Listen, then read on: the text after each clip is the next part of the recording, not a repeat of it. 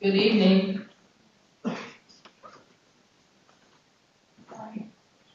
Good evening and welcome to the second lecture of the 2016-2017 Humanities on the Edge Speaker Series. For those of you who do not know me, I'm Jeanette Eileen Jones, Associate Professor of History and Ethnic Studies, and the lead organizer of this year's academic series,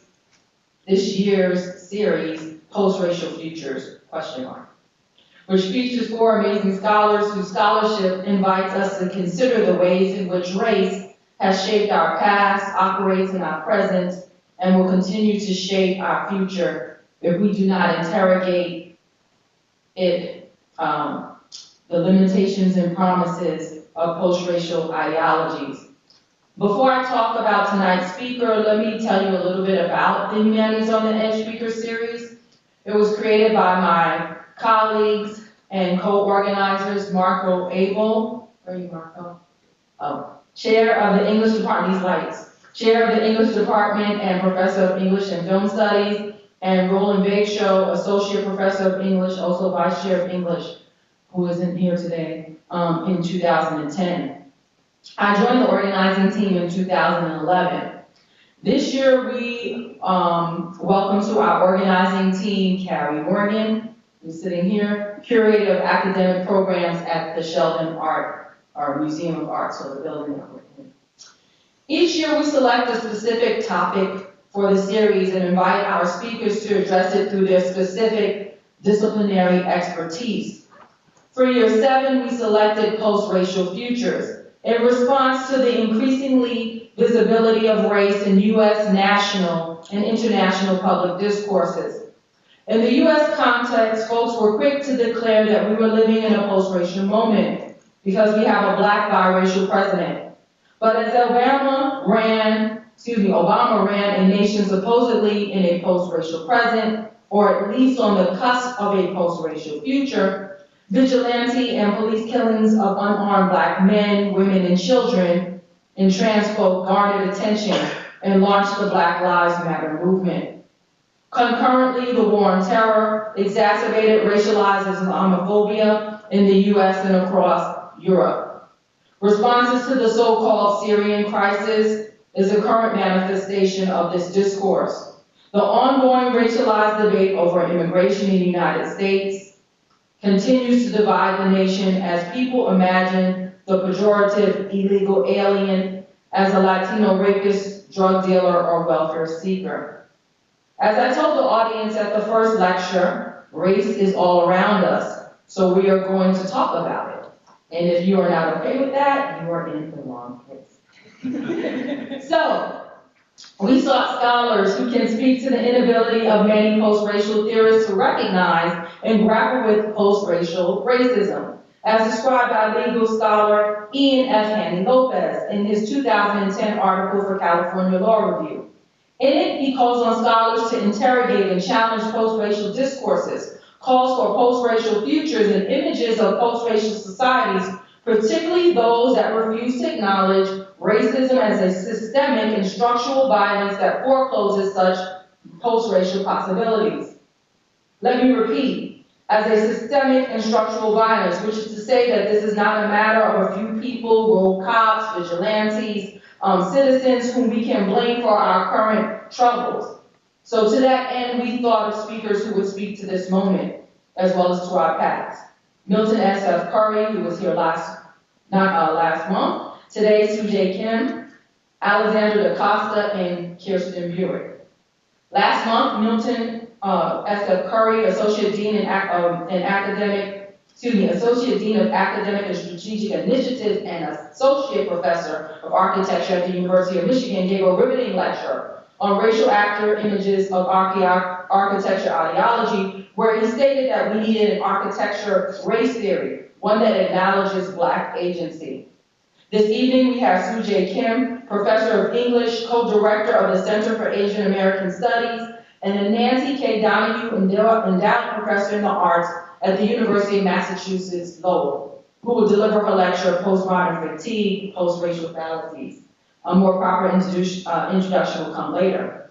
So if you will, let me give a quick preview of what is to come next year. So this is the last talk for the 2006 semester, and then in the fall, in the spring, we will have 2 more speakers. On March 2nd, 2007, here in the same time, same place and at the same time, Alexander DaCosta, who is Assistant Professor of Theoretical, Cultural, and International Studies and Education at the University of Alberta, will present towards hemispheric critique of the post-racial.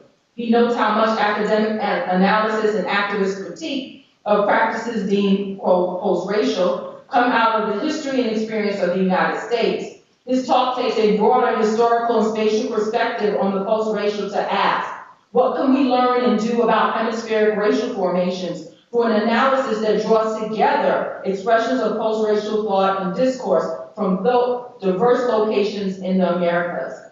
In what ways does viewing the post-racial hemispherically allow us to not only identify and understand its various permutations, but also perhaps forge solidarity across related place-based struggles against racism and white supremacy?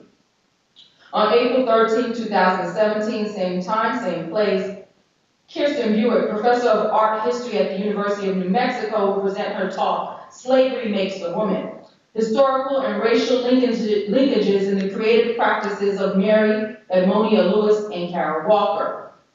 Buick argues that the artistic interpretations of slavery have varied little over time, especially those representations by African American women.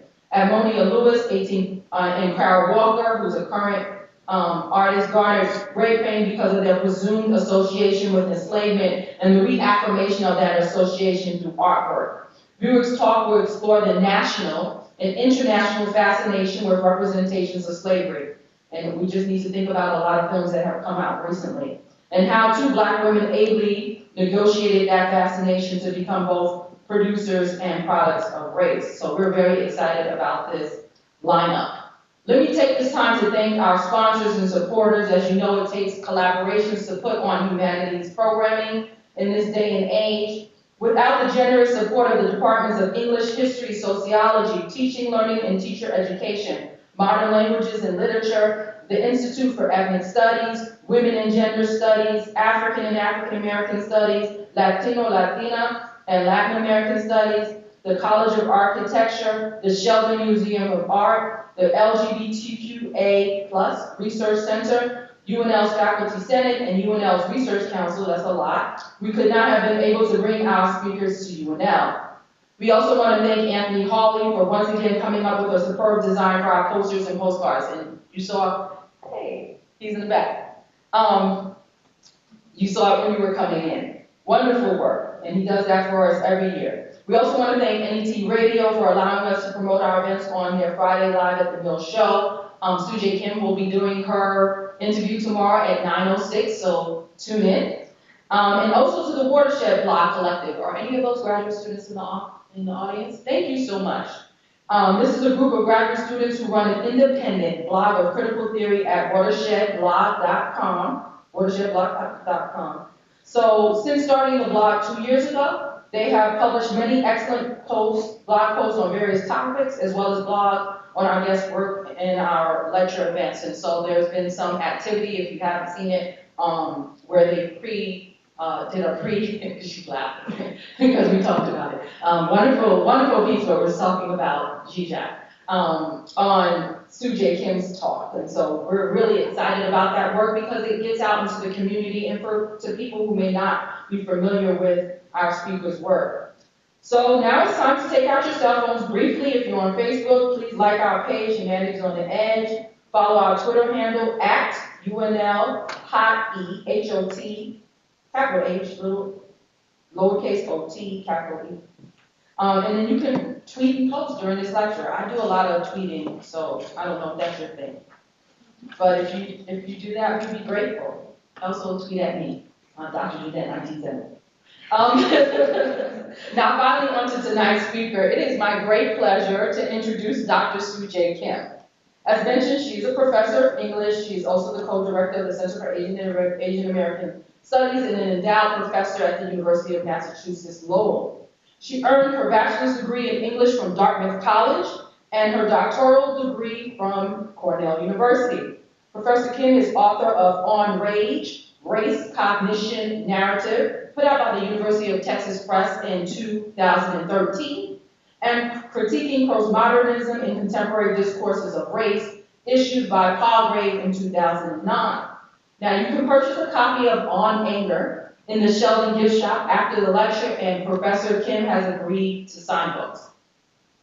So Professor Kim is also co-editor with Meghan Hammond of Rethinking Empathy Through Literature, which came out in 2014 in Routledge, and served as a guest editor for Decolonizing Narrative Theory, a special issue of the Journal of Narrative History in fall 2012. Her essays have been in many journals that are part of the field, including modern fiction studies, narrative, college literature, but also in her other fields, the Journal of Asian American Studies, and Narrative Theory Unbound, Queer and Feminist Interventions, Postmodern Literature and Race, and the Business of Entertainment. She currently serves on the Executive Council of the International Society for the Study of Narrative and has been elected to the Association for Asian American Studies Boards of Directors. She's formerly served as a co-chair of this important committee, the Modern Language Association's Committee on the Literature of People of Color in the U.S. and Canada. And she was also co-chair of the East California section of the Association for Asian American Studies. So on a personal note, I was made aware of Sue's work from a colleague at the American Studies Association during a casual conversation, and it was pretty casual. I think we were drinking this stuff, but that's okay, about race and postmodernism.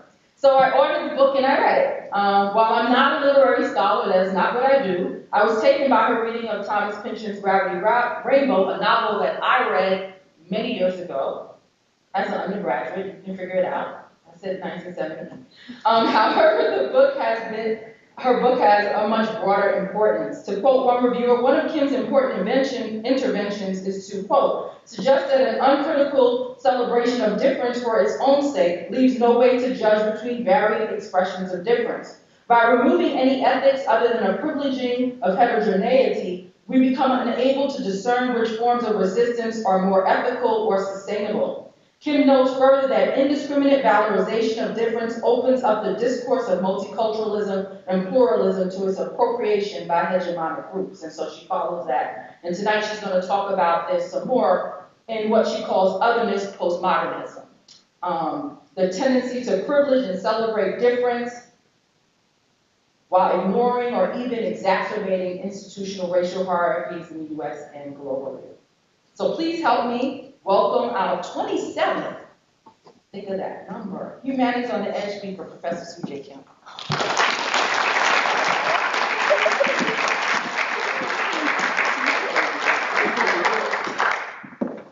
Thank you so much, Jeanette. I'm so honored to be here. Thank you so much for having me. So I want to start by thanking Jeanette especially, but also Marco, Roland, and Carrie for organizing this talk, and everyone who's made this possible. So I want to start by reflecting on my book, Critiquing Postmodernism and Contemporary Discourses of Race, which was published in 2009. Looking back today, I think I had a point, but I also think I was terribly naive. Like many intellectuals, I operated under the operating assumption that overt racism was dying out in favor of liberal corporate multiculturalism, the lip service given to diversity and tolerance that ignores or licenses continuing structural racial inequalities. I'm going to talk a little bit about this in class earlier today. While I did not think that we had entered a magical post-racial era when Obama was elected, deep down, I never imagined that one of the presidential candidates for a major political party could say and promote outright racism, xenophobia, misogyny, Islamophobia, etc., right? Moreover, I really underestimated the extent to which many people in this country would devoutly support such a candidate. But the events of the last couple of years have shown me, and I think many others, the extent to, at least my delusions about the levels of plain old-fashioned racism, plain old-fashioned overt racism, xenophobia, homophobia, sexism, violence. I mean, it's not subtle. In the US, but also in the UK, we're seeing the rise, or rather the reascension. It's not really reascension because it's slightly different, but the rise of the far right. So this is Nigel Farage, who was one of the leaders of the Brexit campaign. I was in the UK on the day of the Brexit vote. That was a splash of cold water in the morning, I'll tell you. Much has been written about these phenomena. Some have characterized this as the last gasp of white supremacy, patriarchy, and retrograde nationalism. It's clear that none of these things are going down without a fight. Others have also, rightly, I think, pointed out that the conditions for this level of anger and sense of disenfranchisement were laid by deindustrialization and globalization, the systemic defunding of schools, the dismantling of welfare and state support, and other structural failures. In other words, the increasing concentration of wealth in the hands of the 1%. Not, of course, that these realities excuse, but they help to explain or make legible part of what's been happening. So as absurd as the notion of post-racialism may be, the idea that we are beyond race, in many ways, recent events suggest that, in fact, the idea is alive and well, both on the left and on the right. On the left, liberal or corporate multiculturalism is the requisite discourse of diversity and tolerance present in almost every university, major corporation, major political party, major media outlets, etc. The line is, there might be a few racist bad seeds, but none of us are actually racist. Liberal multiculturalism celebrates different cultures, which in some cases can be better than nothing, right? It depends again where you are. But many scholars, artists, and activists have shown how such liberal or corporate multiculturalism is problematic for a slew of reasons. It assumes often the homogeneity of cultures and groups. I often call it the you taste my food, I taste your food, school of multiculturalism. It ignores the real structural inequalities between and within groups, income, education, cultural capital, actual capital that has grown out of a long history of uneven capital accumulation within and across nations. For example, within Asian America, there's a big push to disaggregate data about census data about education, income by different ethnicities, because there are lots of different histories among different Asian groups. Sometimes the numbers can obscure the groups that need more help. And also, liberal multiculturalism most often does not seek out a material solution to structural problems. It's a feel-good sham that doesn't actually really feel so great. So just a couple of days ago, I'll just share this quickly. I shared this on my Facebook page because it's so funny. It was a McSweeney's article. You know McSweeney's, they do a lot of parodies and stuff like that. And it was, we were all dying laughing because it was just perfect. Because it was everyone, all of my friends at universities and corporations, how to know if your college has a race problem. The college states that they do not have a race problem, right? They have a chief diversity officer and sensitivity training that is everyone is required to do, but usually has absolutely no teeth or substance or critical edge or stuff like that. I really like this one. There's two Asian Americans that put up against each other, and it has nothing to do with race. This one is especially true at UMass Lowell. You can't stack African American colleagues against one another because you don't have two African American colleagues. I mean, from my understanding, you guys are doing much better. At UMass Lowell, we have a lot of work to do. There's issues of this is from 22. Move left, move right. Okay, let's do this one. And this is great, right? The word inclusion, and it's littered all over the college website, college brochures and college handouts, right? The message is clear. If you come here, you can get diversity like a kind of cultural, it's like a piece of cultural capital, right? That'll help you get a job or something like that. So unfortunately, liberal multiculturalism can go happily hand in hand with elitism, right? No one in educated, polite society, so it goes, is actually a racist. Only those ignorant, pre-modern, violent others are racist, right? And that's not to discount the reality of, that there are violent incidents of racism. But it's also, these are two distinct things. There's also a kind of elitist construction of those others as racist. Well, we get this in Massachusetts all the time. We're in Massachusetts, so there can't possibly be racism here. It's only in Nebraska and Alabama, which is, no, right? So I'll come back to the definitions of race, racialism, and racism shortly, but I'll just note here that the operative definition of racism in the public sphere is as follows, right? And this is something that you see, my students definitely come with this idea, you see it all the time in the media. First, that it's an individual feeling or attitude, right? That it's just something that one person feels or has an attitude about. Another sort of operative definition or conception of racism is that it's fundamentally irrational, right? This is what people think about what racism is. They also think that it is based on ignorance, right? That racism, it's only those ignorant others who are racists. And that racism is always expressed as overt racial animosity, right? So this is a kind of an operative definition that when people talk about racism on CNN, this is usually what they think.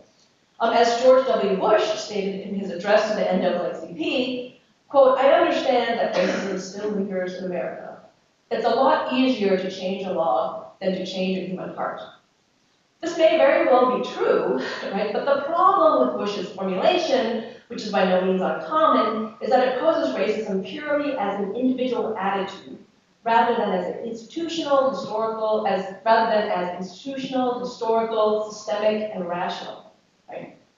On the right, post-racialism has taken some extremely mind-boggling forms, which many people, I think, believe accept as true.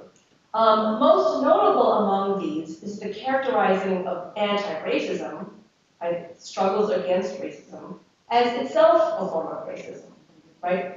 Take, for instance, the idea that Obama invented racism.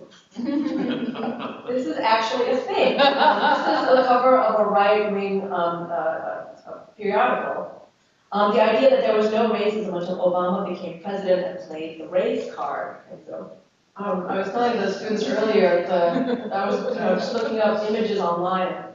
They're bad. Anyway, so similarly, Black Lives Matter, a grassroots movement to protest police shootings and harassment of African Americans, has been characterized by some as racist, right? I love the sign, it's like, yeah. The response, all lives matter, we were talking about this earlier today too, is baffling. That yes, that is exactly the point, that Black lives are not being treated like they matter. And there are completely divergent views of the evidence that anti-racist activists take as irrefutable proof of police profiling, videos of police shootings. Some people simply will not believe them.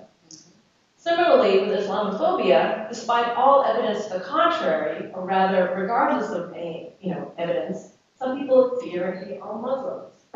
Right? The list goes on and on.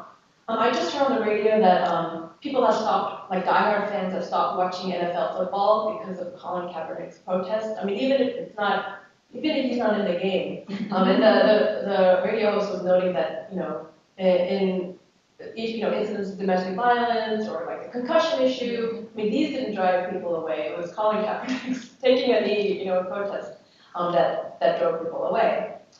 So to many people, the protest is more offensive than the crime, right? Primarily because they refuse to believe that any problem exists. Either because they think take that, get off that image. Either because racism is not a problem, because they think racism is fine, without saying so overtly, or because they think it doesn't exist. In other words, for some people who explicitly or implicitly subscribe to white supremacy, even speaking of race and certainly opposing racism in the public sphere is threatening.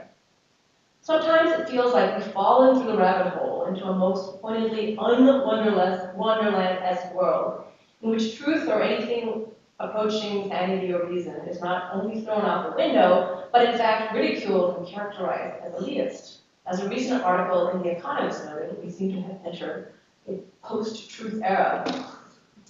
There are many histories that have led to and constitute the current state of racial discourse.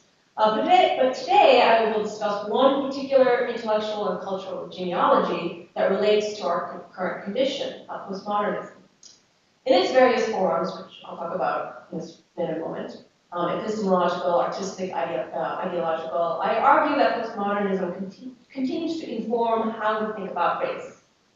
Despite the density and difficulty of many of its key texts, I know that theory students have been wading their way through some of these texts, its ideas, I argue, suffuse contemporary politics and culture. I am certainly not saying that postmodernism is the reason for racism, right? Racism before postmodernism.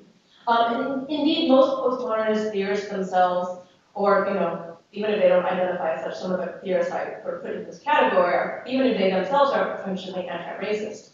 But the spread, incorporation, and co-optation of some of its more problematic aspects inform the conundrums we face today in terms of race. What I call otherness postmodernism is the tendency to privilege and celebrate difference, heterogeneity, and open-endedness while ignoring our institutional systems and structures. So that despite the intentions of some of the theorists, I argue that we find its manifestations in both right and left articulations on race. So first, let me do a brief overview of what postmodernism is. Just a brief, hands. How many of you guys have, heard of it? Have heard of postmodernism? Yeah. Right. Okay. Right. How many of you guys have read anything? Not kind of faculty, but read some pieces about what postmodern. Okay. So good. So these concepts. So I'm just going to tell you right now. These concepts are a lot more complex and heterogeneous. This is when I teach the intro to lit theory, both the intro level and upper level. I'm always like, you think it's complicated, but it's even more complicated than this. But so I'm just going to give you a sort of an overview of some of the main points that I'm interested in, right? So this is what I call postmodernism in a nutshell. I was telling the class earlier, I have this handout that I use sometimes in classes. So essentially, postmodernism attempts to theorize, understand the late 20th century, or after World War II, and all its various interrelated aspects, economic, epistemological, political, aesthetic. Again, not all theorists agree on all of these points, but here I'm just laying out some of the main tendencies and threads. So first is postmodernism as epistemology. This is the postmodernist attitude towards knowledge, or the extent to which we can know the world, know reality, etc. Right? So it's against meta-narratives or overarching master narratives, and obviously there's good reasons for that, right? White supremacy, that's not a great master narrative, right? So we should get rid of that, but it's against meta-narratives. Anti-teleology. Teleology is, a version of a view of history that is headed towards something, right? So either Christian, teleology that's headed towards second commit Christ, or Marxist teleology. History is inevitably headed toward class conflict. So postmodernism, in its forms, rejects these. Questions the notion of truth because knowledge is always tied to power, or there's other various reasons too, but this is one of the main ones. Relativism, right? That because in the past, and actually today too, there are sort of institutions of power that decide what is truth and what is not, that we have to have an extreme skepticism about not just what constitutes truth, but whether we can ever sort of discern what is true. Right? An emphasis on discourse, whether the real is knowable or not. So whether or not, this is a whole other question, but whether or not we can know reality, the emphasis then becomes on the discourse, or the ways that we sort of present knowledge or create knowledge. And an inherent and constant instability of signification and meaning. Right? There's also postmodernism as a social condition in a number of ways. It's been described as the way that late capitalism works, both economically, globalization, and culturally. Frederick Jameson calls postmodernism the cultural logic of late capitalism. So, for example, the Ford, early 20th century. I live in Lowell, Massachusetts, which is a home of one of these big mills. People would work in, think of Detroit, right? People in a previous age would work in a factory their entire lives, work for 45 years, and then retire with a pension and a gold watch, right? Because I would ask my students, how many of you guys think that you will be working in one job